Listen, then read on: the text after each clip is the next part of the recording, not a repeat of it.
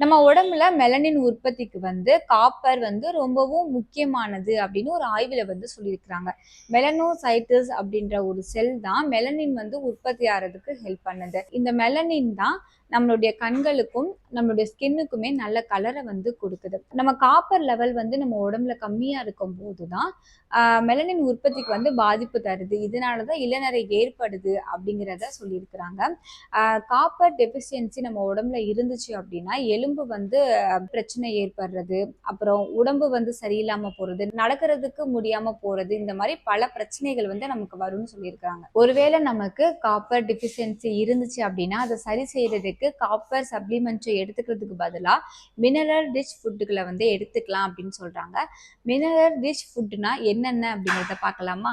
Nuts and seeds, மட்டி மீன்கள், cauliflower, broccoli, முட்டை, beans, avocados, cocoa, strawberries, blueberries, blackberries, yogurt, cheese, சிறுதானியங்கள், காய்கறிகள், கீரை வகைகள், வாழைப்பழம், மாம்பழம், அன்னாச்சி பழம், கொய்யா, பலாப்பழம், இந்த உணவுகளை சாப்பிட்றது மூலமா நம்ம ரொம்பவும் ஹெல்த்தாகவும் ஆரோக்கியமாகவும் இருக்க முடியும். அதனாலதான் நம்மளுடைய முன்னோர்கள் சொல்லியிருக்கிறாங்க, உணவே மருந்து அப்படின்னு. பயன்படுத்தி பார்க்கலாமா?